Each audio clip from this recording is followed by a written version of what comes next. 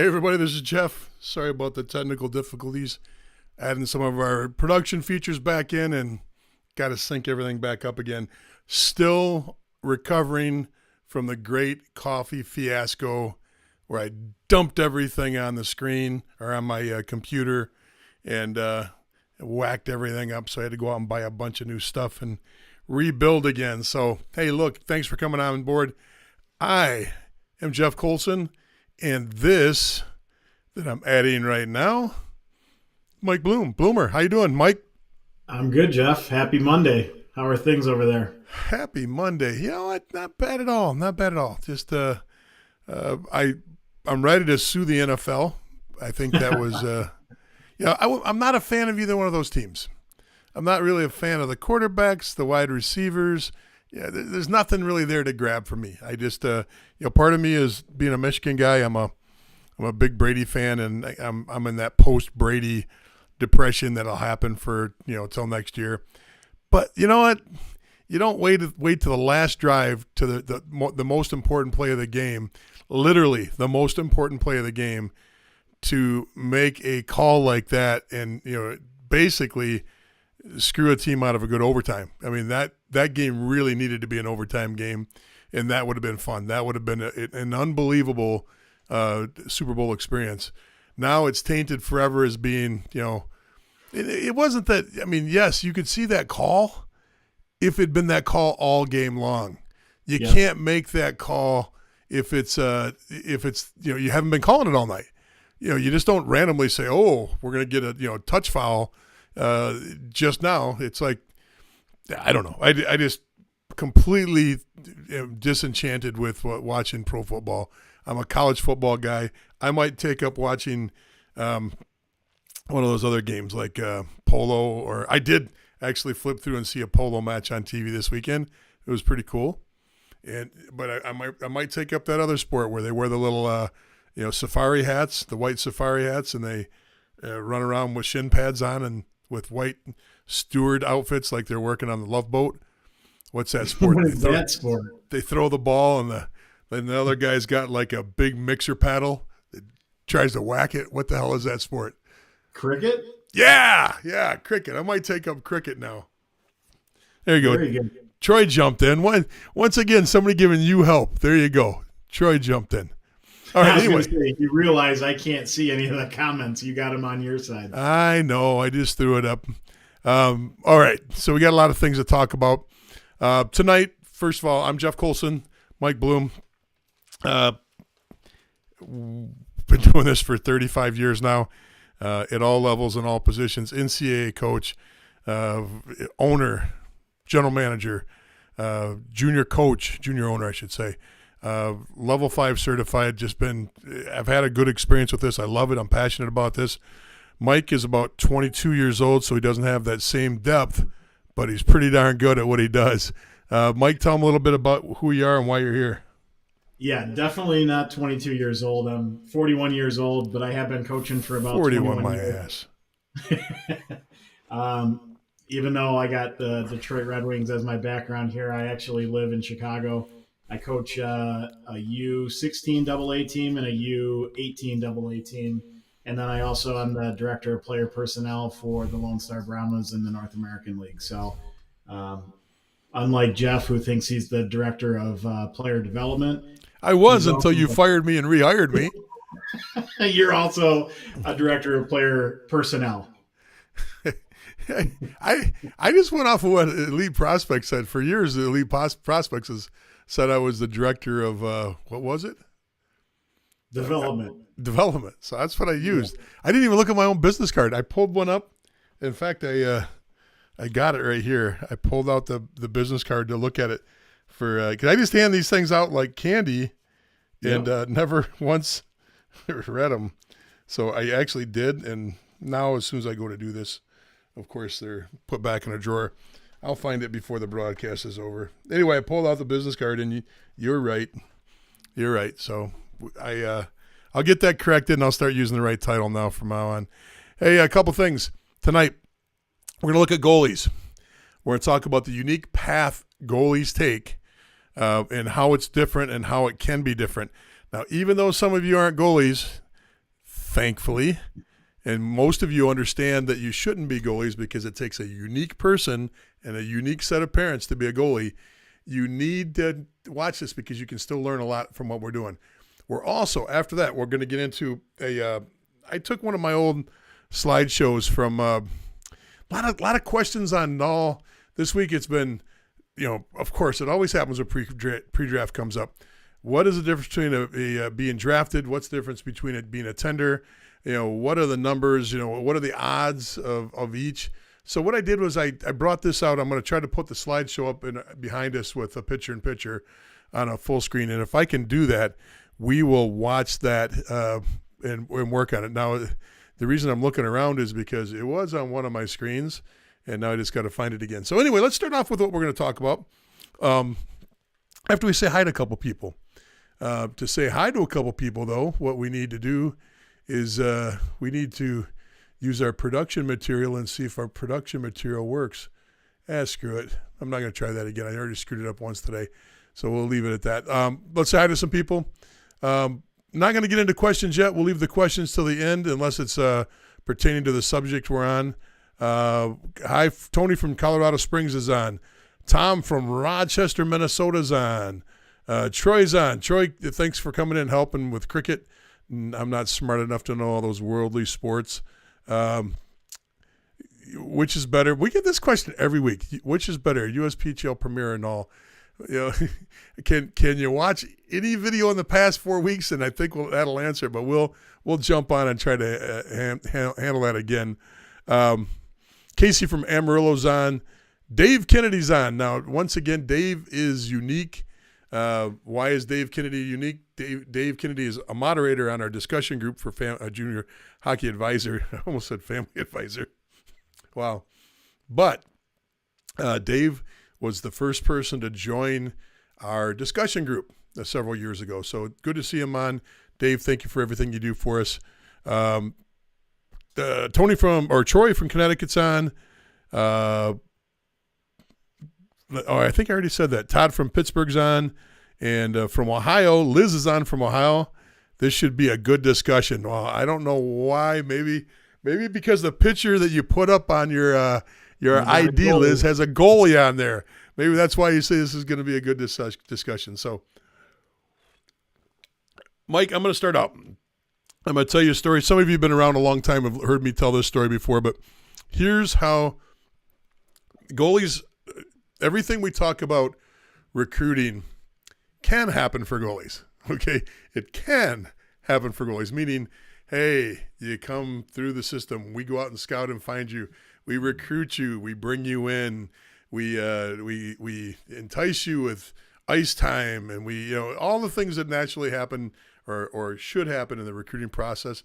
It could definitely happen with goalies. However, before this show for 10, 12 years, I did another show on youth hockey, and it was on terrestrial radio. So we had it broadcasted in Rochester, New York. We had it in Michigan, and it was picked up in different markets, Buffalo, and it was on real radio. And then you could get the podcast before really podcasting was in. We just had the MP3 files you could pick up through USA Hockey or local organizations put them on their website too. So many of you may remember that. Many of you don't. I know there's a few that actually are still on board from way back in the day on those. So we had a great show one night. We had Red Berenson on. For those that you don't know, Hall of Famer, University of Michigan coach forever, played for the St. Louis Blues. He actually set a couple. He's in the Hockey Hall of Fame.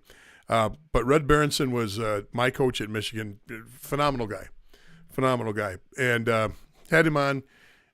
He's in the waiting room, and he's going to do the show live.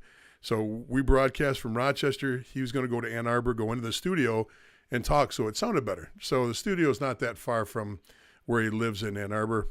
Boom, he heads over to the studio. So while he's sitting there, we're interviewing one of the kids from our program that had a hot streak. I mean, this kid had a super hot streak. He went from U18 hockey and won a national title with Buffalo. Rochester kid, but played for Buffalo. Then jumped from there straight to, I think, the Steel. It was Chicago, yeah. So he jumped in with the Steel when the Steel were still in their infancy. And we were interviewing him about this, whirlwind trip he's on.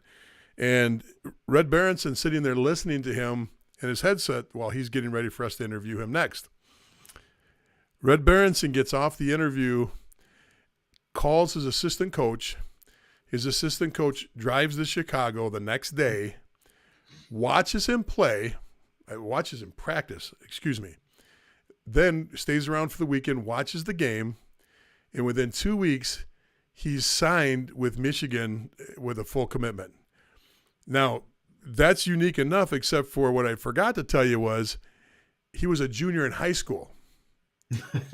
Okay, so they advanced him through that summer, had him, take all the classes in the summer he needed to graduate. Then he graduated to jump in. Michigan had just lost their goalie to a starting position with Dallas. And when they lost their goalie to start with Dallas, this goalie came in and took his place right off the bat. Now, that's an unbelievable story. And it was all because of the interview that Red Berenson listened to. Red Berenson said there was something about him, this character, the way he was talking, the way he discussed himself and his teammates.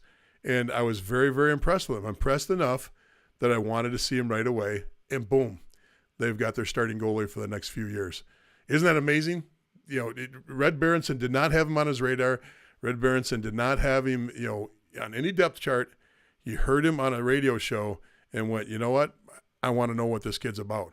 So you never know. You just don't know. Top that story. It's your turn. Your turn. I got another one, so I want to hear yours first. Are we just sharing stories here? Or well, you got to throw a story out. You got a good goalie story, don't you? Well, I mean, I think in my role, still coaching, every year my goal is to try to advance players into junior hockey. And the reality is half of the kids that, are aging out of U18 are trying to get into these different junior leagues, and many of them can. And then when it gets to the goalies, because typically in juniors, these different junior programs are looking for an older player, it's a lot harder for kids to realize that there's going to be teammates of theirs that are moving on to levels that, because of their position, they're not ready to get moved into yet. And you have to try to navigate that conversation and whatnot, with the family and the kid. But it's hard for them to understand, even when they're really good. In some cases, if you're in 05 right now this year, and there's 2002 is the oldest level of junior, that's 3 years difference. And in some cases, depending on your birth date, it could almost be 4 years.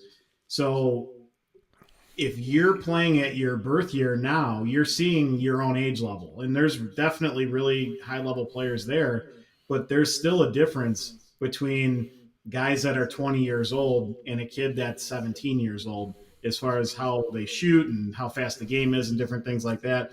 So a lot of these junior programs, they want the older goaltender because at least they're seeing their own birth year or younger as far as the competition that they see. So they're just going to perform better.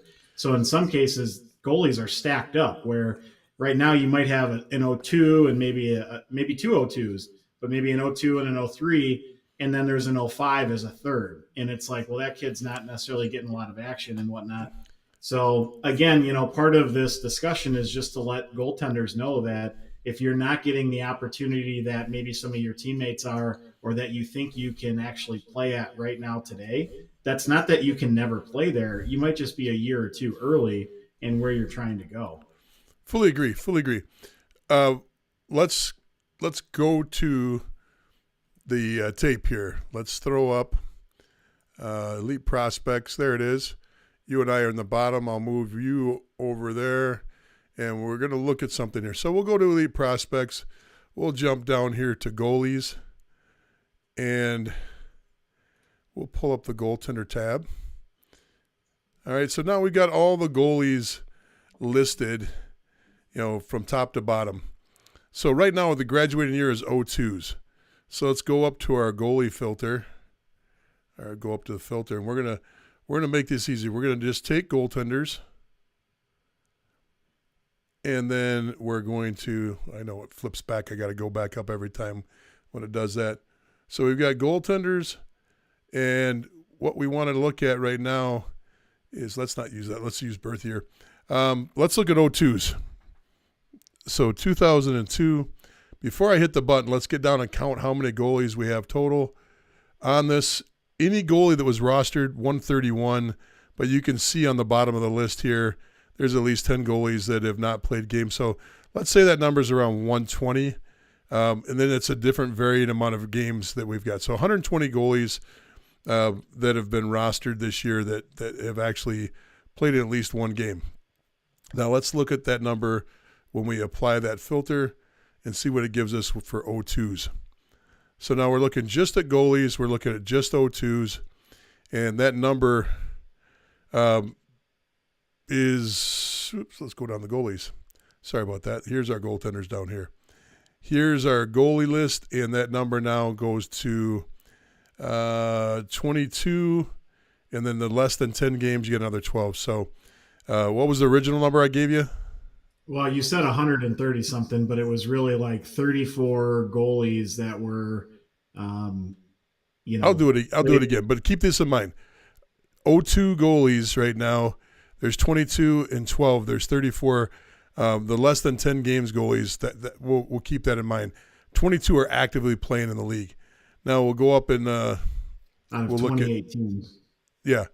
So now we'll look at 03s, which I bet this number is going to be a little higher, because anytime you can get a goalie that can give you 2 years or 3 years, that's better.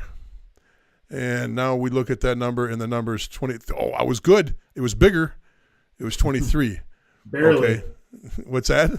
I said just barely. And I'm going to guess, I did not do this ahead of time. I'm going to guess if we go to 04s, it's going to be around that same number. So let's go into 04s. We'll apply it. We'll drop down to goalies. And up, not too far off. Not too far off. They list them all, even though you really got to stop that list. Well, actually, it's a little bit higher. Yeah, a little bit higher. So, okay. Oh, that's my less than 10 games. Here they are up there. Wow. Nice. It did drop off. So the 04 drop off this year is pretty high. That's statistically not been the case. It's usually, senior class is about 25%, 25%, meaning last year guys. Junior class, I use that because it's easier for people to understand than, redoing the birth years every year. Junior class is usually a little bit bigger, and then the sophomore class is usually just on the cusp. But we still have 20 games to go in the year. Maybe we'll see that number come up here. But now, here's where you can see the difference in the numbers. But please be good for me. Please make me an honest man here. If I go to 05s and I pull up goalies of actual goalies that have played, you got a couple. You got 2. Okay. And 06s, I don't even think there's an 06 that's suited up. But you don't need to go into that, because you can see the drop off with so really the null is built for older goalies. The same thing Mike just said. All I did was statistically show it to you and show you that's the way it works. And that kind of works the same in the USHL, and it works similarly in the NCDC, and even in the NA3 and things like that. Like there's a reason why they go for older goaltenders, because they're just more equipped to be able to handle the workload. And that's important for families to know, because we'll get questions all the time. There was a question in our discussion group, and I think it was from an 07 goalie parent, or it could even have been an 08. I can't remember at this point, but that's still really young. Even if your player is a stud, there's so many other goalies that are older than him that, that are going to be playing in front of him, that some of those opportunities that you're trying to get early are not going to be available yet. And that's where the frustration comes, because sometimes the players, the forwards, the D, might be able to latch onto some of these opportunities, and the goalies have a little bit longer of a waiting period before they get to that same point. But it's not a dead end. It's not that they can't get there. It's they're not ready to be there yet based on what teams are looking for. You're absolutely right. You're absolutely right. I'm going to show you one more example here of a kid, and this is a goalie. Okay, so the goalie I'm looking at right now is an 01, so he left the league last year. This is Andrew Takix. Actually played with my son maybe at Amarillo, but what I want to show you is I want to show you his path. And I think this is kind of important to look at because you can see he came out of the Team Maryland program. That's fine. Did high school for a while there, then went to Gilmore, then jumped to the Maryland Black Bears, played a little bit there. Then he was at Odessa. Then he was in Amarillo. And if you notice, those first few years, he's getting bounced around, and he might have shared time, but he wasn't the number one. And then he gets to Amarillo, and he's still sharing games. That 25 means he's, they're pretty much splitting the games. And I think he was the number 2 in that situation there. And I know he was the number 2 in Odessa, maybe even the number 3, if I remember correctly. So this was not a clear path. I mean, even once he made it into the league, nobody had signed on to says this guy's going somewhere. Then all of a sudden he gets to his last year, and he is the number 1 guy. And boom, 42 games, takes him to the playoffs, and we all know what happened with the Titans last year. They had a pretty good run, and he did a really good job. He actually improved his goals against average in the playoffs, which is super hard to do. Goaltending in the playoffs is a valuable resource. But the only reason I bring him up is, he wasn't sitting on Colgate, for 4 years. He wasn't a early, and it's harder for a goalie to get an early college commit too. You might see some hot goalies that go to the National Development Program that are USHL guys that get an early commit, but you just don't see it very often. Goalies tend to, be somebody. Now, we have seen some. We had one last year that was an early commit, but it's not as common as it is with forwards. In fact, even in forwards, it's getting rarer to see a young kid committed. But and so I just wanted to show you Takix because he's the one that come top of mind that kind of showed that, you can bounce around a lot as a goalie. And there's some goalies that you'll see this bounce around from. I've seen goalies in one season, and I'll throw this back up. I've seen goalies easily in one season jump from, NCDC, CCHL, back to, maybe even a tier 3 team for a little bit, then bounce to the null and actually play, jump from tier 3 to a null team and actually play. You never know what the path is with goalies. Anyway, let's say hi to a couple more people, then we'll jump back in, Mike, with some more comments on this. Then we'll get rolling on to our next topic, which is going to be taking a little bit better look at the null. Okay, Junie's on. Junie, good to see you again.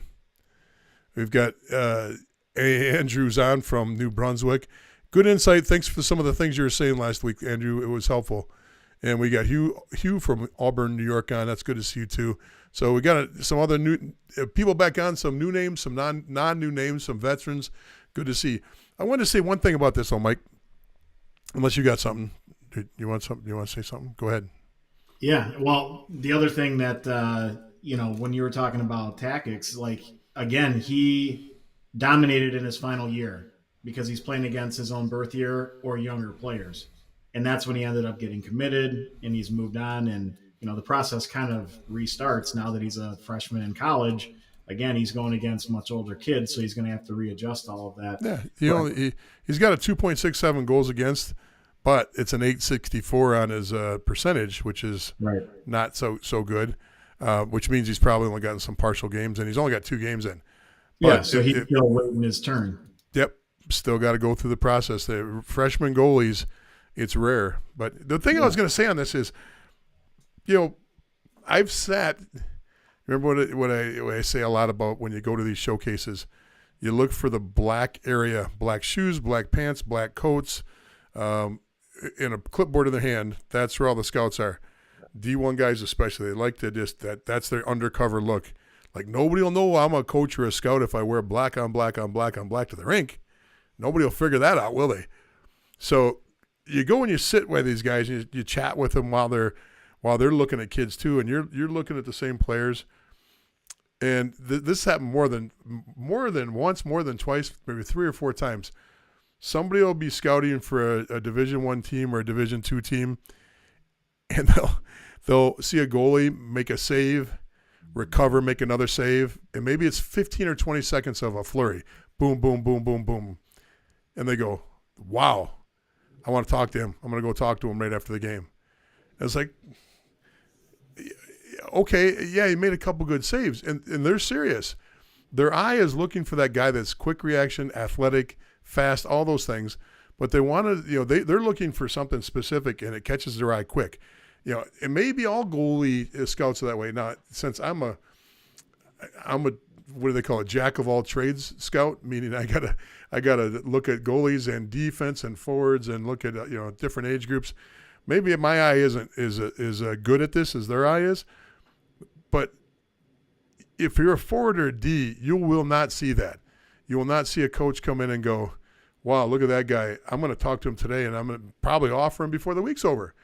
But I've seen it happen numerous times with goalies where somebody will walk in and watch him, and they go, boom, that's him. That's the guy I want.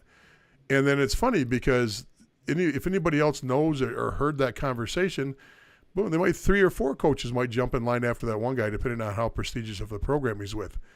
And that's not uncommon.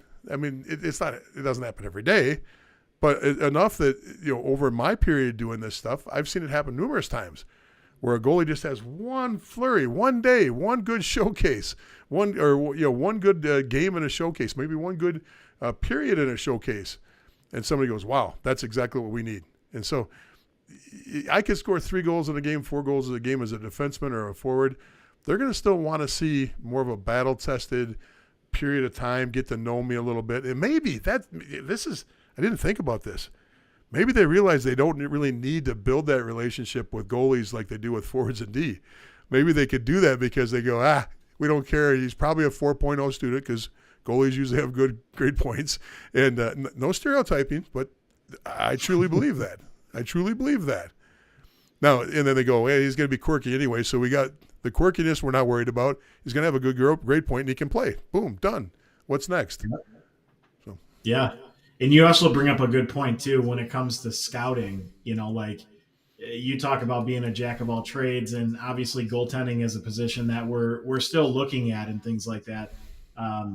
But we actually have a scout on staff that is more of a goalie scout, because it's such a specialized position that there's things that we just don't really look at or even understand, like what they're supposed to be doing in certain situations or how they're supposed to push off or, whatever the technical type stuff is.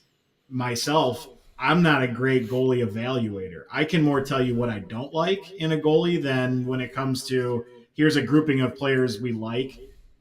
Who's the best of the 15 that we have? That's where a little bit more specialized in what they do or how they handle their rebounds or, all those different things are coming into play when you're evaluating the best of the best. And that's where we need a little bit more of a specialized person that has played that role, works with goalies in that role, is up to date on all these different things, including our goalie coach, to have input on what they think of it. And that's not what we do for forwards or D. You know what I mean? Like, It's just a different position. But I could tell you, apple doesn't fall far from the tree because we know she probably had a 4.0, our scout that does this, and she carries the quirky tag too. So that's the way them goalie people are. They like it. That's okay. Anyway, so what's the message we're sending here, folks? What's the message we're trying to say? Anybody? Crickets. Okay. I'm sure somebody will come on, but it'll be too late. Mike, what's the message what's the one thing we're trying to say? It's just a longer path. So you got to be a little bit more patient. You got to understand that it doesn't have anything necessarily to do with your ability. In many cases, it has everything to do with your age. And yep, that's true. Be patient. Thanks, Liz. That's why you got a goalie on your pitcher there. Liz knows what we're talking about. She's coming through strong for us. Appreciate it. We need that. She gets it. Kelly, the topic tonight, we're going to talk about goalies for a couple more minutes here, maybe not even, and then we're going to jump into explaining the composite roster for an all team and why things happen the way they do, because a lot of people don't. Okay, now we're going crazy. People are just jumping in left and right. Keep trying. Just take some time and good luck. That's true. I was a goalie. Way to go, Liz. I kind of figured so. What was your grade point, Liz? Guarantee you. You don't even have to tell me. I know what your grade point was. And then Kathy says, thank you. Living it now. Hey, listen, there are exceptions to this. We're not saying that everything trends to be that, but there's a good chance you can be a great goalie and play on, because if you're really good and you get hot during the season, you could be in the null, you can be in the USHL, you can be back in the null. Okay, you could start off with an NCDC team, move up to the null, move up to the USHL, and then back to the null all in the same year. You just don't know what your path is going to take as a goalie. Goalies have a different style of getting there. So that's all we're saying. You might get that flash in the pan where one weekend you play really good and somebody grabs you, but you get it. You get the point. You understand. And did Liz give us a grade point average? I just wanted to know. The other thing too that I think is important for us to share that I don't think people necessarily fully realize is when it comes to combines or pre-draft camps or main camps and things like that. Normally, when goalies sign up, they're automatically waitlisted. So, people sometimes. I actually got an email today from somebody saying that they had signed up for a camp and have been waitlisted. What does this mean? Type of deal. And, can you get me in type of deal? And it's like, they don't realize that, when any of these main camps or pre-draft camps or whatever, combines, whenever they first are released, we'll take our camp, for instance, we had over 50 goalies sign up. Yep. So if we're going to have 10 teams or 8 teams, that's over 5 goalies per team if we just let everybody in. So in most cases, everybody's going to be waitlisted. And then as we kind of have an idea of how many teams we're going to go forward with, that's when we start going through the different goalies who have registered. And then we're going to take, if we're going to have 10 teams, we're going to have 2 goalies per team. So we're going to look at who are the best 20 goalies for us to evaluate at that camp. And it's, you're going to have age, you're going to have ability, you're going to have where they're currently playing. All of those things are going to factor in on who of those 20 we're going to bring in. And that goes into the same decision making that any of these different combines or camps or whatever are going to have. And that's important, again, for people to know. If you have an 07 or an 06 and, they don't end up getting into that camp, it honestly has nothing to do with their ability. There could be a bunch of 03s that are signed up that they're really looking at for an opportunity for their team for next season. And again, you just have to be patient. Yeah. I think you hit it across the board there, and all the key points on that. I'm looking to find the my null presentation that I was going to share. So, Mike, entertain for a second while I find this. Well, I did see you flashing Liz's GPA of a 3.8 while. Yeah, I was actually I was disappointed. I was disappointed there. I was expecting a higher GPA from Liz there. 3.8. Well, she's on a 3-point scale, so. Well, if that's the case, that's fine. Or you never know. She may have had to walk to school 4 miles, 5 miles each way, and right. And carry her hockey bag with that goalie stuff. So, that could put you way behind. Let's see if I've got it here. I'm gonna try this one. Okay, here she goes. She's got a brag now. Oh, yeah. Well, there you go. Yep, I got a brag. Okay, so that's not it. But Mike, you're supposed to be entertaining right now while I find the right presentation here. I can say I was never close to a 3.8. I was, if I could hit a 2.8, we would have been excited. That's why I ended up at Western Michigan. I hear that's a good high school. Nice. From what I hear, I might not know everything about it. I never made it to class. You never went to school? I mean, I graduated from there, but I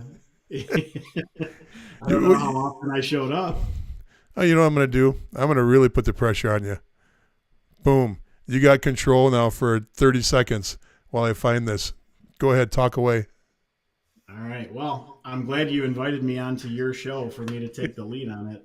But you know, I'll just go back to the topic that we're talking about with goaltenders, and it's something that you want to try to get your player exposed to these different higher level camps and things like that, because like I said earlier, when they're used to going against kids of their own age, there's going to definitely be kids that can fire the puck and things like that. But there's such a difference between if you're playing U15 or U16 right now, even if they jumped up and played U18. But now picture them jumping into the USHL or jumping into the NOL and understanding just how much different those shots come off the stick. Tracking the puck is a little bit different. You know, the way they battle in front of the net is different. They're heavier, they're more competitive for loose pucks. You know, they're getting into those shot lanes better. They've got more courage the older that they get. The everything changes. So it's hard to fully list all the different things that are different that a goalie is going to have to experience. Hey, I But found most it. people I found it. Okay, you want me to just cut me off? See, that's not polite. That's not polite. You should know that as the host. Well, you're tap dancing, man. I was waiting for the cane and the top hat to come out there. All right. Good. Can we move on? As long as you're ready on your end, you got all the controls. I think I am. All right, let's give it a shot. What I want to do is just give go through this real quick. This is a roster breakdown. Now, this was done maybe 1920 or 2021 season, so it's a couple years old, but you'll get the idea. And the numbers are swinging back to, pre-pandemic numbers as far as statistics go. Every season we get a little bit better on getting back. We had that real bad run there. So let's just look at this and talk about it as we go through. And now I just got to see how I'm going to make this slide. Oh, I got to make it play. Okay. There we go. Maybe. All right, so we'll talk about the draft first. Roster breakdown. Let's just talk about the roster first. Returners, tenders, draft picks, free agents, and affiliates. Okay, not only is that where the roster comes from, this is where you build your roster from, and this could be other leagues too. We're just using the null because I happen to have this ready to go. But you see between returners, which are the guys that played for you last year, the next in line is tenders. Now, remember, nobody going into main camp has a guarantee. Now, returners, the coach might pull them aside and say, hey, you're all set. Just go out there and work hard, especially if a kid's a captain or something. But, there's a lot of times where a returner with a good class of incoming players might not have a spot. If a team's returning 10 or 15 players, there might be 2 or 3 kids that don't. You're not guaranteed anything. That's my point. You're not guaranteed anything as a tender. You come into camp, there will be tenders on every single team this year. When I say that, somebody's going to look it up and there'll be an anomaly, but don't make the team. 10 come in, 9, 8, 7 make the team. Draft picks the same way. Free agents, now that's the interesting one, and we'll talk about that in a little bit because free agents are very important, and a lot of people don't understand that that's a big component of most teams not only in the NOL, but in the USHL too. And then affiliates, that's your young players, your 16s and 18s that skated with you during the year, and maybe you don't have to tender them, and maybe you don't want to tender them, but they come into camp and they actually impress you enough to make the team. So that's where the roster breakdown comes from. And now it all funnels, okay? It funnels from you could put pre-draft up there. Remember, pre-draft, you probably aren't going to see your tenders. You're probably not going to see your returning players. I think we had one. Did we have one player that was a returner skated pre-draft last year? Yeah, we had a couple. Okay. And then we also had a couple of our NA3 players that did the pre-draft also. Right. But you see this funnels. Main camp, you still got a lot of guys. You got all those guys, and, main camps are different from different teams, or they differ team to team. But main camp could be 4, 6, 8 teams of players that you're cutting down to build your summer roster. Okay, and I'll explain the summer roster in a second. But that main camp to that summer roster preseason, and then from there you get on the roster for the fall as they trim down, and then from that you go into the final roster, which means first 2 weeks of September, right around when Blaine happens. That's when you might actually have a couple games under your belt, and then they trim to the 23 roster. So that kind of gives you an idea on the funnel. Just because you made you're drafted, you could be the first kid drafted, but in reality, you might be the 11th draft pick on the team if you count the tenders as a draft pick. Now I know that sounds harsh, but the reality is the team's already picked players before they get to the draft. They've already selected players and locked some players in before they got to the draft. And there's a lot of reasons why. Maybe they didn't tender you because you weren't interested in being tendered. Maybe you're coming from a league, or you're coming from there's a lot of things. And a lot of times you'll see draft picks in the null that are, let's say, hopeful. Would you say it that way, Mike? Where you see a kid that's in the BCHL, you see a kid in the USHL, and you're thinking he might not stay there, so you draft him just in case he's, going to leave that league. Yeah, swings. Taking a swing at a player. Yeah. Or if you're in sales, it's called whale hunting, where you're going to go out and try to get the big one, So, okay, main camp, you have to come out of there at 35. Preseason, you can go in, 25 to 28 is where they're going to make the first, cut down to. They're going to start thinning out a little bit. The roster goes to 23. So the final roster cut goes to 23. So the drafts. I'll read this quickly. Usually held in June. Draft order is set by the regular season play from the year before. So if you're the first team overall in the null, you're drafting last. The only exception to this rule is they invert the order. So whoever's in last place overall of all the teams, they get the first pick, unless new teams come in. And I'm assuming that Rochester, being the new team this year, is going to be put up to the top of the list or close to the top of the list. I haven't heard anything or seen anything in writing yet on that, but that's pretty much the norm. Would you agree on that, Mike? Yeah. And then once in a while, for wacky things, they'll throw a supplemental draft in. We saw a supplemental draft 3 years ago, I think. What's that? Through COVID, we had the supplemental. Yeah, because a couple teams dropped out because of COVID, and when that happened, there was a supplemental draft.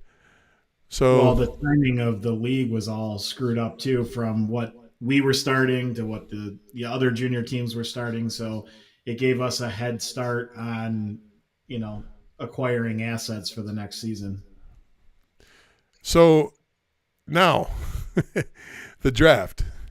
The draft is not the draft is it's the equilibrium, meaning if there's an equation, I'm going to go through that in a second, but there's usually, and I say usually because the draft, it literally could be 5 rounds, 6 rounds, 7 rounds. There is no pattern that says it has to be, or there's no rigidity to this that says it has to be 15 rounds or 17 rounds. And I'll explain why in a second here. It's virtual, meaning it's all done, on everybody's sitting in their office or a conference room. And, for example, our staff is on a Zoom call together. We're all on one call, and we talk throughout the whole process. We rearrange our board every time a pick comes off. It's just like you see on TV for the pro sports, It's like if you are playing fantasy baseball or football and you log into ESPN for your draft time, and you're able to communicate with the other people in the league, and you see who's being selected. Yep. It's a different platform, but that's anyone who's played fantasy sports, it's exactly the same. Yep. So here's the maximum summer protected list. It's 35. So to figure out what the draft is, the draft pick is equal to your 35. That means your protected players, which is returners plus tenders. So if I have 15 returners and 10 tenders, That's 25. That means I'm going to draft 5 rounds. Okay. Now, there is a little bit of nuance to this because tenders can be traded. Tenders can be used for compensation for players. You may have less tenders. So, but just remember this: you're going to take your returners and your tenders and add them up, and then you're going to subtract that from 35. That's going to give you how many draft rounds a team has. So, you might look at a team and say, "I really want to play for X, and I hope they draft me." Well, they might only have 3 or 4 picks. They may not have many picks in that, and then there's other teams that will have. There's going to be teams this year. There's always at least 2 teams, 2 teams that have 3 or 4 picks more than everybody else, where everybody's done and they're still going. And you'll see that every year. Anything to add to that, Mike? If you're following along, I get this a lot. People will follow along with the draft. And again, to your point, if they have a team that they've really been talking to and they're hoping that team drafts them, and then all of a sudden they see that team come up for a pick and it says pass. And then it comes up the next round and says pass. And they're like, oh my God, I can't believe they didn't draft me. They said they would, or, we had such good conversations. Why aren't they taking me? They're just passing, and they just don't realize that they've only had a limited amount because it got them to that full 35 or whatever that number is, and they can't draft anymore. So here's just a quick analysis of this. And once again, it's a couple years old, but the trends stay pretty true to the lines. 104 drafted players played at least 1 game. So we're talking about players that actually were on the draft board. They got drafted by a team. 104 of those players, played at least 1 game. I should have actually, what I don't have is how many total players were pulled. Maybe you can jump on Elite Prospects and look at the draft for 2020, Mike, while I'm doing this, and figure out how many. 58 players played at least 30-plus games, and 19 players pretty much played the whole year. So you get a lot of guys that start the year from that draft process, but even drafts, it doesn't matter how you come into this league. It's a hard league to stay in.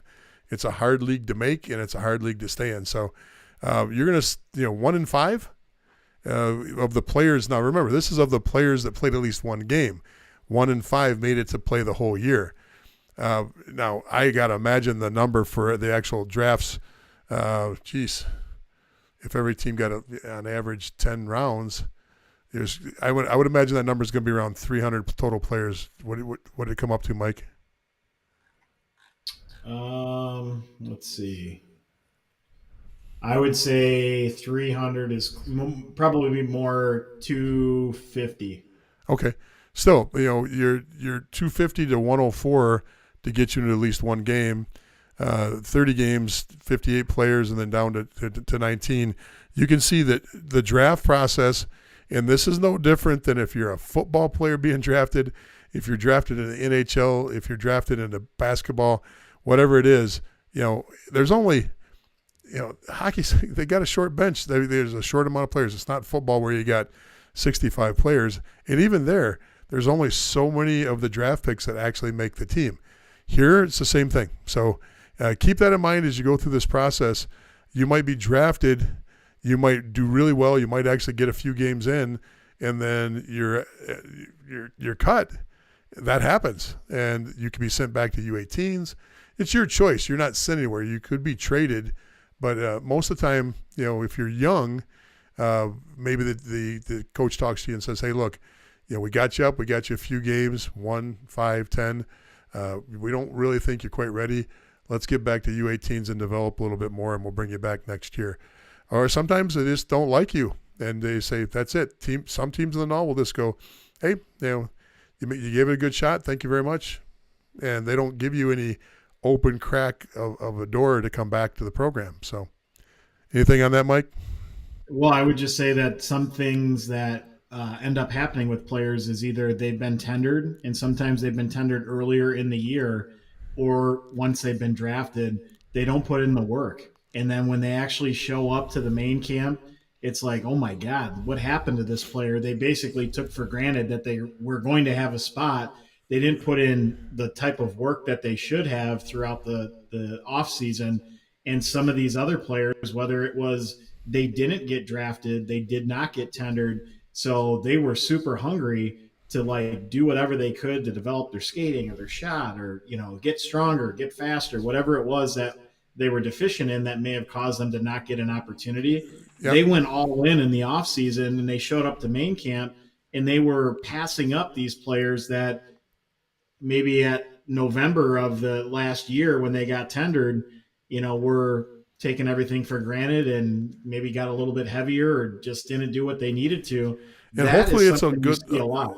And when they do that, hopefully it's a good lesson because that happens with a lot of good players. They walk in the locker room for the next practice with their team, and they've got that shit-eating grin on their face, and they're just slowly taping their stick, and maybe they're sitting back with their skates untied for a little bit, just soaking it all in because they know everybody's looking at them because they just got their tender out of the way, and then bang! What's really embarrassing is when that player comes back the next fall and has to get in the locker room with all those guys again after he got sent back down because he only lasted 3 games. So it happens. It is the way it is, and you got to deal with it. But Yep. I was going to show you. Let's get back to the presentation.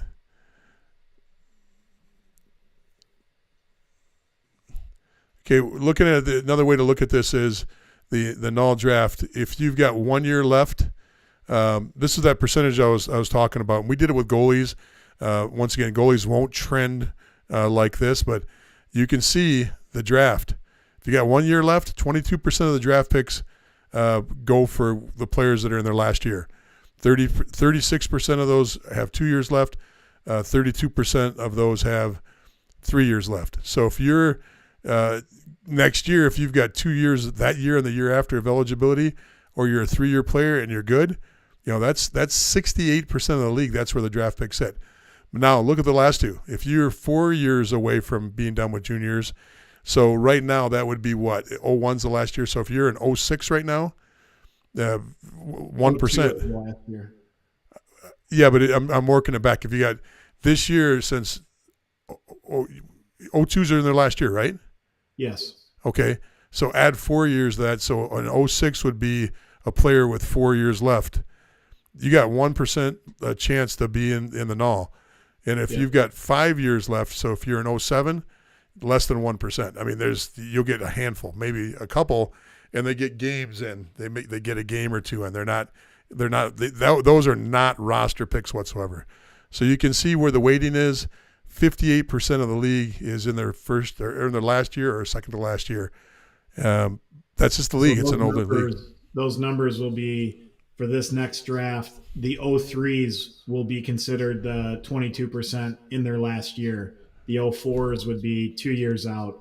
05s 3 years out. 06s 4 years out. So, again, just putting that out there for people to kind of have an understanding, because you get a lot of disappointment. Like, I had kids that were 05s on my team last year, and I'm at a AA organization that thought that they were going to get drafted into the North American League because they went to these different camps or combines, and they didn't, and they were like all dejected and defeated. And it's like, even if you were a AAA player, the chances of you getting drafted as an 05 are so slim that your mindset is just not correct. Like, you shouldn't be this upset over it. This was bound to happen, regardless of what level you were playing at. Yeah, and the important thing to know is a ton of last year U18 players make it into the draft. I don't think I put that number in here, but that a lot of people get afraid. Well, I don't want to go back for my last year of U18. Well, it still gives you 2 years of junior eligibility, as it's supposed to be. It's designed for you to play throughout your U18 year, even though guys jump early. But you still, a lot of those guys need that last year and actually come out stronger and move into a role that's better when they play that last year of U18 because they get ice time.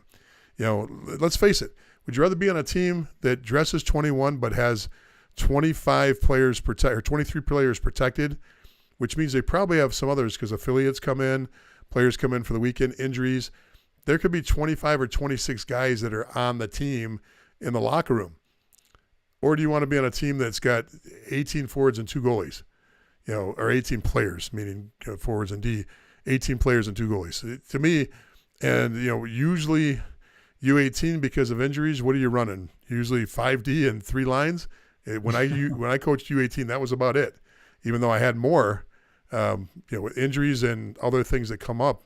So anyway, in the 2019-20 season, teams with 5 or more drafted players on the roster, this is it. These are the guys that had 5 or more drafted players.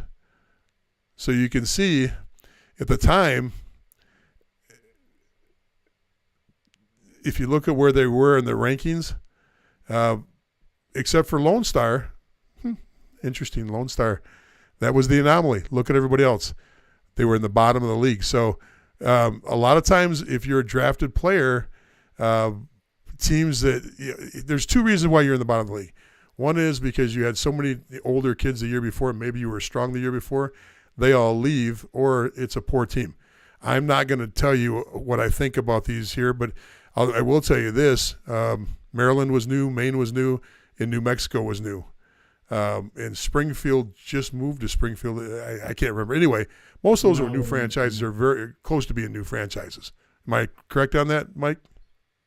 Aside from Springfield, they've been there for forever. Yeah, maybe I'm wrong on that one. I am wrong on that one. But the bottom line is large draft picks making the roster with 5 or more. Usually it's a team that's on the bottom. Lone Star just has a habit of always playing draft picks and getting draft picks in the lineup. So, all right, this is the best class. I'm not going to get into that. So, NA3HL, let's just talk about this a little bit because some people don't understand this. Requirements. Every NOL team has a requirement to draft out of the NA3HL. So it does give you a leg up. It does get you in the door. It does get you into main camp. And a lot of times it gets you into the beginning of the season. You'll see a lot of NOL teams with NA3 players at the beginning of the year. That doesn't necessarily mean they're going to stay there. Statistically, the reality is you're not going to make it statistically. That's just the reality of this. Now, there are teams that do a good job of always trying to get NOL guys or NA3HL guys under the NOL team. For example, I think we've been consistent for how many years now, Mike, as far as having an NA3 presence? As long as I've been there. So you've been there 6 seasons, right? 6 seasons, yeah. Yeah, so in the last 6 years, there's at least one team we know of that consistently keeps NA3 players on the roster. Now, not every team does a good job of this. Not every team has NA3 teams underneath them that they own. That has a lot to do with it. But just know the reality. It will get you there, and if you think you're good enough, playing NA3 will get you an open door if you're good and you stand out in that league. The consistency of staying there, though, now that's the tougher part because everybody, here's the thing. Don't let anybody fool you. People will say, oh, the top team in the NA3 or the top team in the USPHL Premier or the top team in the EHL can win games in the NOL. Okay? Well, I just vehemently disagree with that because that would mean that you would have to have players that are leading goal scorers that come into the NOL and become leading goal scorers, starting goalies, and top defensemen right away. And that usually doesn't happen. You'll get a couple. There'll be a couple, but there is a huge difference between the 2 leagues. So you could be on the best team in the NA3. There is no comparison between the 2 leagues. It's not one step. It's a 2-step up from the NA3 or any Tier 3 to a Tier 2 team. It is a difficult jump to make. And I see some questions come in, and we'll get to our questions here in a second. So Tier 3 comparison, Mike, do you have anything to add to that? Well, I would just say that there are definitely programs in the NA3 that there's multiple players off that roster that end up moving into the North American League. And, if we look at the Brahmas, we just talked about, they got the same ownership group and they play out of the same rink. But that doesn't mean that only the Texas Junior Brahma 3HL players can play for the Brahmas. Like, if the Brahmas don't select a player to play on their team at the NA level, we had players playing for Amarillo, and they go off to other teams in the NA because they can latch on to those programs. Yep. So there are upward mobility opportunities for kids in the 3HL, even outside of the program at the Null that they're affiliated with, that typically happens. So you'll see the Rochesters of the world and, Granite City or some of the teams that have top NA3 programs. A lot of their players are the ones that'll end up getting drafted and end up sticking in the North American League. It just may not be with that program that they're, directly affiliated with. Yep. It's just a different team in the league. So remember, every NAHL team, every Null team has at least one tendered player and one drafted player to start off with from their summer roster, okay? So that's 2 times 30 teams. That's 60 kids, but what the reality is you can pick up more. And Mike, tell them how teams get more picks from the NA3HL ranks. Well, you can get more tenders from the NA3 by, there's different events that are held throughout the year that these different coaches and scouts have to participate in going to scout. And then because you're at these different events, you acquire more assets within that league or that level. Same can be said for the NAPHL, same as, for the 3HL. If your program are going to these different events, you're going to get an additional asset. Yeah, so if you make sure your scouts are at events, you're going to get more picks. So why is there 67 players versus 60? It's because some teams had more picks, and to be honest with you, some of these kids made it as free agents. They just showed up and made the team without being a draft pick and without being a tender. Maybe they went to a different organization. So the other option you get too, where you can acquire more assets, is if you're a program that has the 3HL kids come out and skate with your North American League team. So if you have players that are consistently getting out there and practicing or even playing in some games, because you're using that as a ladder of development, the league is going to reward you with another asset that you can absolutely use. So using the same kind of matrix as we used earlier with the whole picture of new guys coming in through the draft, this is guys coming out of the 3HL. 67 players had 1 game, 34 players had 10-plus game, 19 players had 40-plus games. So that gives you a little bit of a, once again, a breakdown. 1 in 3, maybe a little bit less than 1 in 3, will actually get a full season or close to a full season in. Players drafted over 40-plus games with the other leagues. So USPHL Premier, 27 players were drafted there. 5 players had 40-plus games. EHL, 18 players were drafted. Now, this is 1 year. It was back a couple slides. I think this is 2019-20. EHL, 18 players drafted, 2 with 40-plus games. NCDC, 74 drafted, 23 had 40-plus games. So you asked the question, Junie, about NCDC's role. That also tells you, it's difficult to come from any league. It's just difficult to come in to the league. The NCDC's numbers are bigger, but proportionally, it's still 1 in 3 kids make it and stay. And they'll end up going back to the NCDC or maybe to a Canadian Junior League after that. So, Mike, anything to add on that one? Yeah, I think we do use the NCDC as a tool to try to find players to bring into our league. So between the options you have on the slide, that's the one we would recruit more heavily because they're, we've talked about it on other podcasts that we've had. There's some studs that are still playing in the NCDC because they're local to the New England area. Yep. And they stay because they're just not USHL ability, but they end up realizing, hey, I don't have a commitment. So I do now consider myself wanting to go to the North American League because I need to get committed, and I'm not quite getting that same vibe in the NCDC or same, conversation, and I got to get over there so I can get my commitment. So you see a lot of teams pulling kids that have played in the NCDC for a few years and still haven't been committed that are looking for it in their last year. And we're not going to get into that full discussion tonight, but one of the things about it is, why would a guy that's playing in the NCDC feel compelled to go to the NAL? Once again, 10, 12 players a year. That's statistically, if you come into the league without a commitment at the beginning of the season, the NCDC only has 8, 10, 12 players with fresh commits every year. We'll see how it works this year, but it looks like it's trending the same way it's always trended or since they've been around. So going back to this, it says 18 and 16s, but really think about it, U18. It's the largest pool of drafted players, the U18s. That's where, if you're concerned, that's where still the most draft picks are utilized. They're utilized on U18 players. Okay, the trend here, I did put on the bottom there, U16 numbers drafted, that number doubled in after the last year, and there was a trend showing U16. It looked like we were getting younger a little bit. Then this whole pandemic slowed that younger down, and there's a reason why.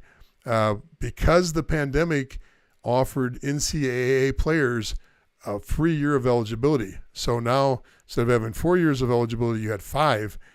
They made a backlog. So some kids, a lot of kids that right during the pandemic, if you were a 2000 birth year, they literally, there was 70 to 90 kids. They were either just told they don't have a commitment anymore because that senior is going to stick around for one more year. That junior is going to stick around for one more year.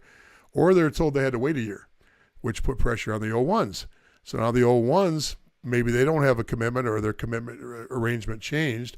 Then it pushes down to the 02s. So we're not out of this yet, but we're not seeing that trend towards U16 players, that number growing like it was going to become a younger league like pre-pandemic. So throw that out the window. One thing that has stayed the same is when we look at the Canadian side. The trend is away from Canadian players, but not Canadian leagues. You're looking at Americans playing in Canada or even Europeans playing in Canada over the Canadians only because, there is players coming out of those leagues. It's expensive to take a Canadian player, 3-4 times more expensive than it is to pay for the rights for a European player. An American, there's no fee because they're American. They can come back and play at any time. So even in a good year, 7% of the null is Canadian. But the leagues are still extremely important. All those leagues kick out a lot of players, both Canadian and Americans, that move on to play in the null. Did a separate video on that. It's called the NAHL Secret Weapon, and it talks about the CJHL, what leagues, what teams do a really good job. You might want to watch that video. It is up on our YouTube page.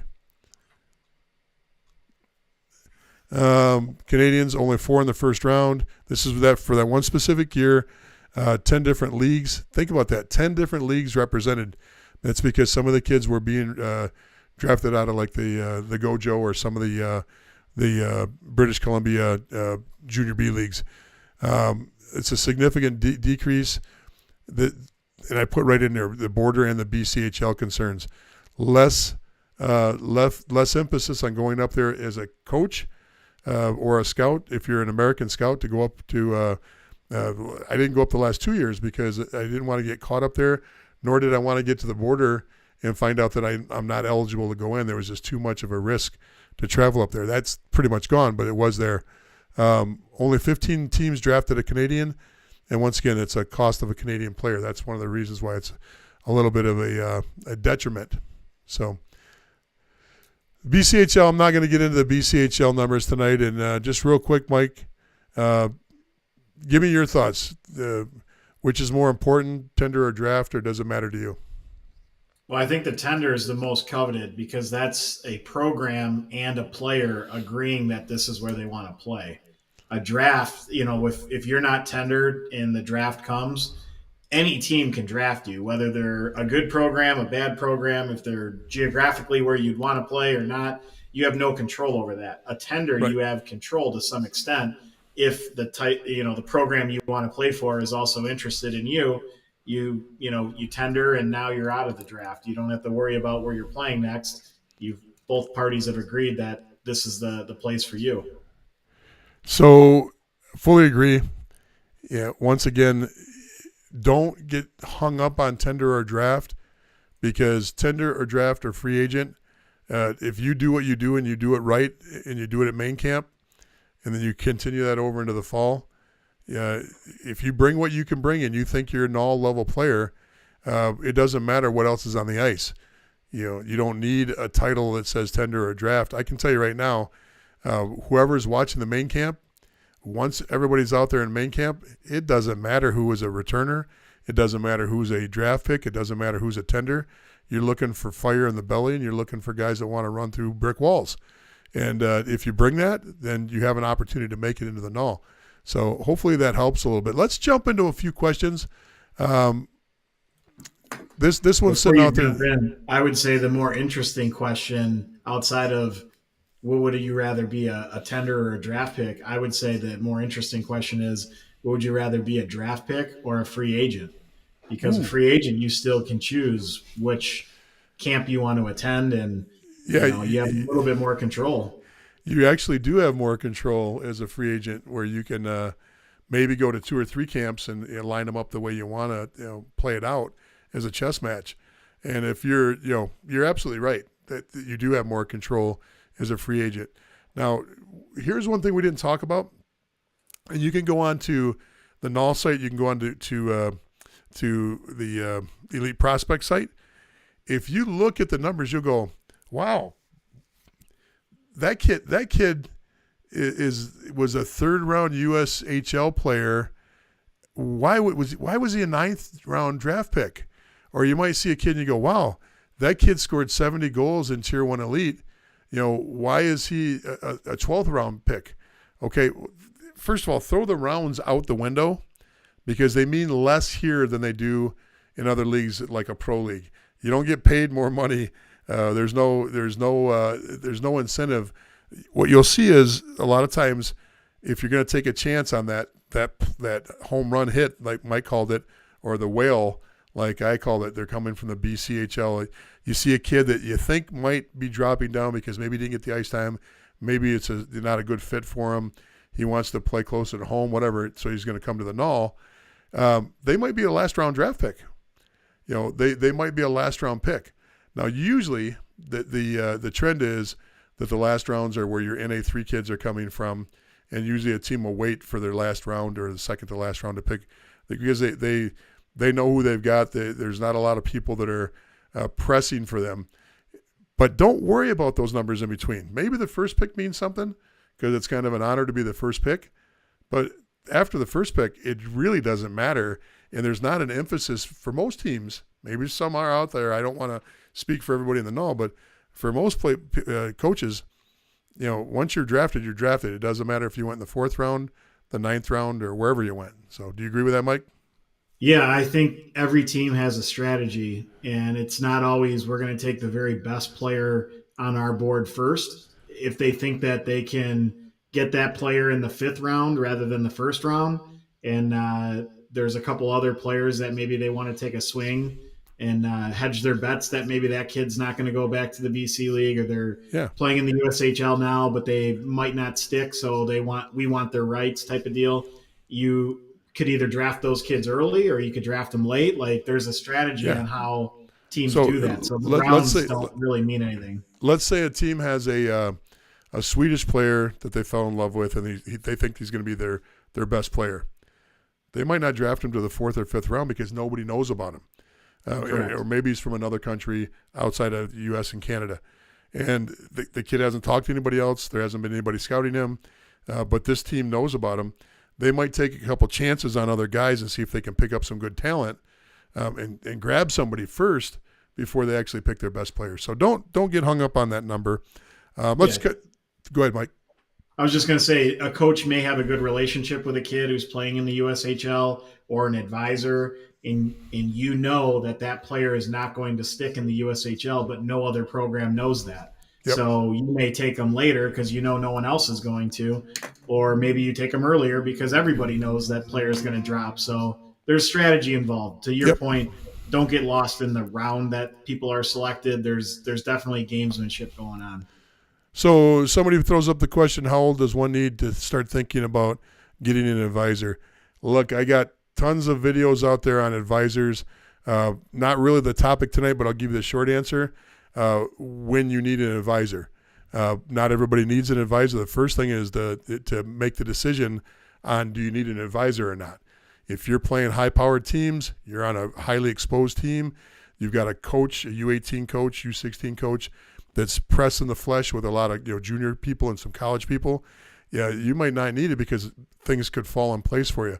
If they're not falling in place, well, then you start to thinking about what type of advisor for your unique situation. It's not always the answer. Advisors may be the answer, but you look on any team, 30, 40, 50%, 70% of kids coming off of really good teams don't have advisors, depending on which team you're on and how prestigious it is with the parents, because that's a lot of it. Oh, we have an advisor.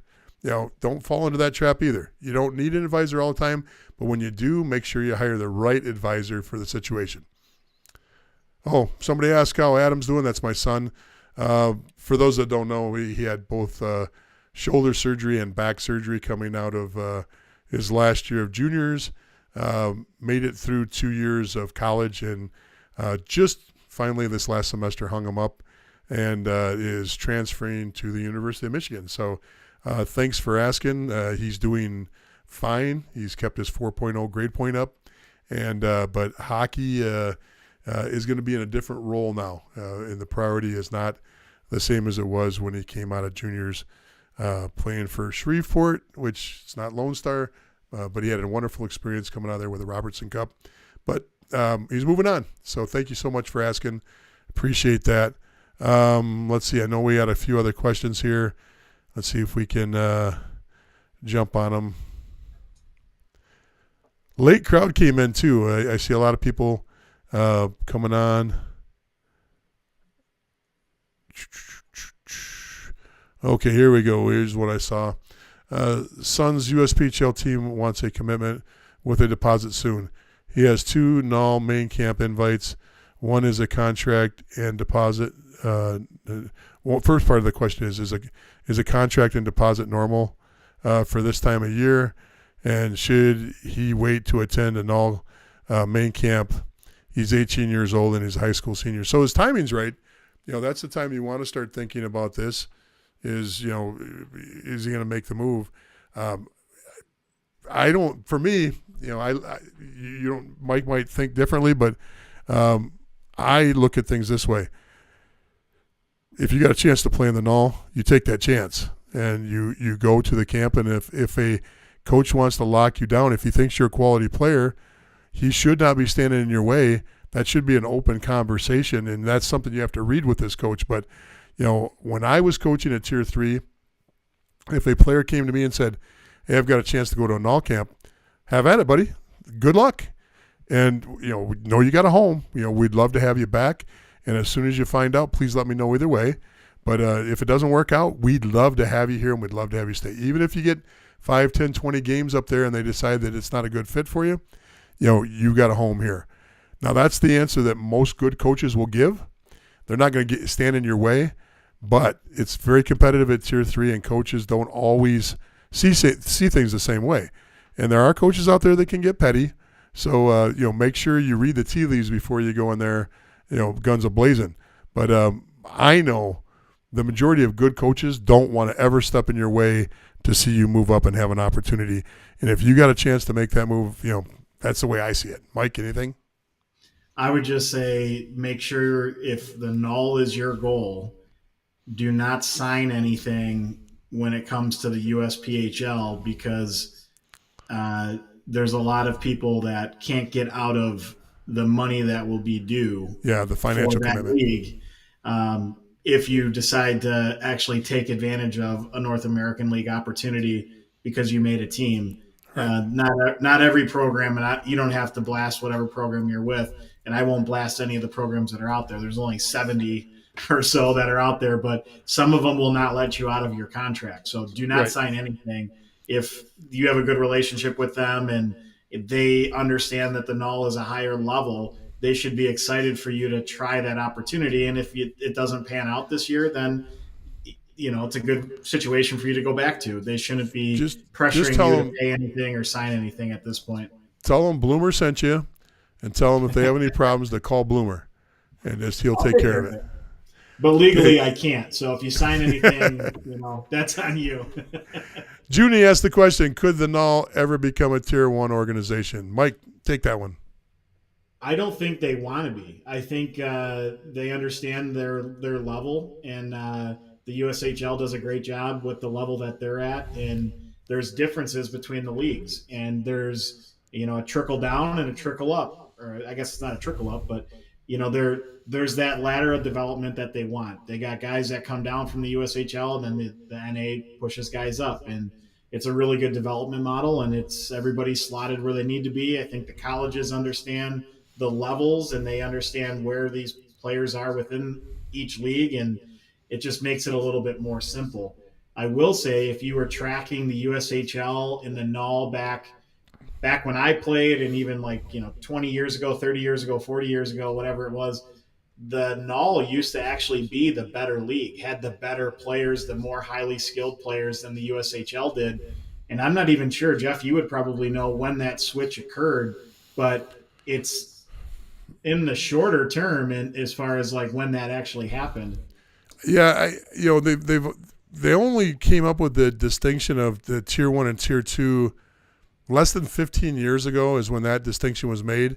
Tier 1 and tier 2, there used to be junior A, junior B, junior C, junior D, and then it changed to a tier 1, tier 2, and tier 3 model.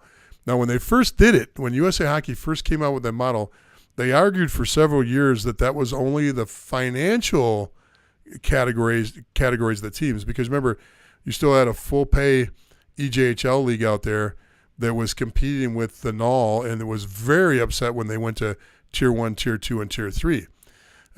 So there was many reasons why that tier 1, tier 2, tier 3 came into play. But the NOL at one point was, they had the National Development Program playing with them in their league. And I don't know if they necessarily were head-to-head competing, because they weren't on the same financial model.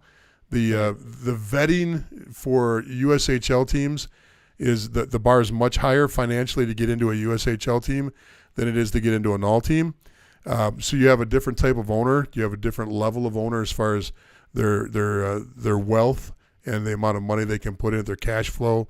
It's different. So I think it's 10, 15 years is where that number is, where it started really, being crystallized. And I think it's very crystal clear now where all the leagues fall into play. Where, even though the USPHL does some things that don't always seem to make sense to the rest of the world, like having a coast-to-coast league with, 148 teams or whatever the number is on their Premier League. It doesn't make a lot of sense, and almost virtually getting rid of their elite level, because no team wants to be called elite when there's Premier. So, you got it just that model, to me, I struggle with it at times. I was an owner in that league, and I struggled with it when the NCDC model came into play, and that's when we decided to go a different direction. But to be honest with you, I think the null's where it's going to be, and it's going to stay the way it is. Now, it's the one thing in hockey, and especially with juniors, every 5 to 6 years, something happens where you go, wow, didn't see that one coming. Because what will happen here is that sooner or later, my prediction is sooner or later, the USPHL Premier will get tired of being a part of the NCDC in that whole USPHL model, and the Minnesotas will break off, or the Floridas will break off into their own independent league. We can do it better than what they're offering us and what the umbrella of the USPHL does. I don't know of any situation out there. I'm not saying that. There's no situation out there. I'm just saying I've seen it happen before, where you get these super leagues and then they splinter and they break up again. So I think that's really where you're going to see most change, not with the NUL and the USHL. They've got a great relationship, but I think you're really going to see it splinter in that USPHL level. EHL might have some influence on that. You never know. The NA3HL might have some influence on that by picking up teams and making more logical choices on where the USPHL model is at from where it's at right now. So let's get another question here. On average, how much does one have to pay to play in the NUL? Get that, Mike? You should get that. You actually had a son that played in the NUL. Oh, it's simple. Sticks are free. Equipment's free. You pay for your billeting. So billeting, what is it, $400 maybe, $350, $400. I think that It's capped by USA Hockey. But so you're going to pay some incidentals. Incidentals meaning you're gonna want more food, or you're not gonna want to go home every night and eat with the billet family. So you're gonna get Chipotle with your buddies. You're gonna go out on Saturday and get something to eat when you don't have a game, or Sunday you might go out with breakfast with 3 or 4 guys on the team. So you're gonna need a couple $100 extra a month for incidentals, but you're paying your billet fees. You pretty much don't have to worry about anything except for skates and your internals, your shoulder pads, your elbow pads, your shin pads. But they're giving you helmets, they're giving you gloves, they're giving you sticks. So you really are taken care of well in the USA or the USHL and the North American Hockey League. There's no other league that does it. Now, you might want to upgrade your sticks. The team buys an unbranded stick, meaning it's still the quality brand, and it's still Bauer, isn't it? Did they change this year? I'm not sure, to be honest with you. Whatever the brand is, it's going to be Bauer CCM. But I think it's still with Bauer right now. You're going to get an unbranded stick. They have the same patterns. You get your own custom pattern. You order them. They come in 10 or 12 sticks. The team will, they'll dole them out to you when you need them. So most kids have 3 sticks at a time. And, the stick that's getting battered, they use in practice.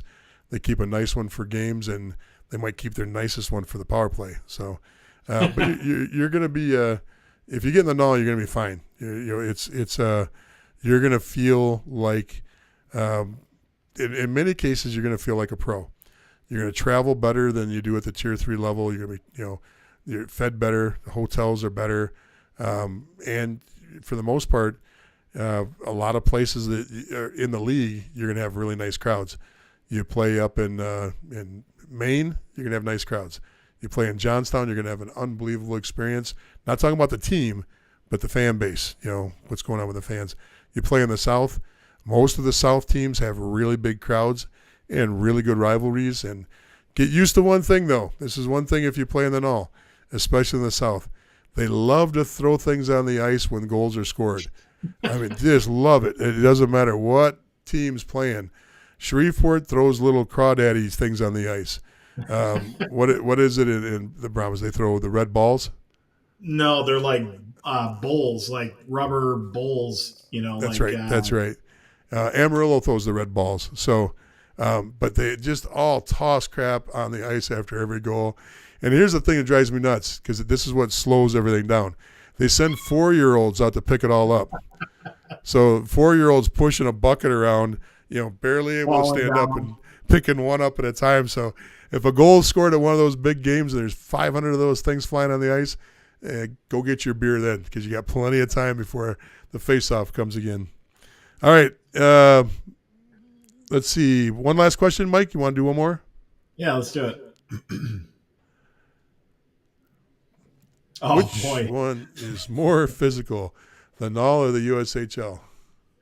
It's not even close. I'm not even sure the USHL checks. The Null is way heavier and more physical and tighter spaces.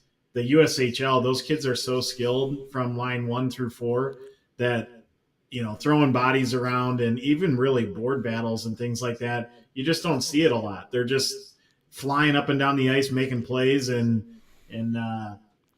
honestly, I wish there were more physical play in that league, because in many cases they're going to need it when they get to college, because they're not all going to be the highest level players on their team. So there's really no comparison from a physical standpoint. Fully agree. All right, folks. I think we killed everything. Mike, what do you think? Do you think we got everything covered that we wanted to cover tonight?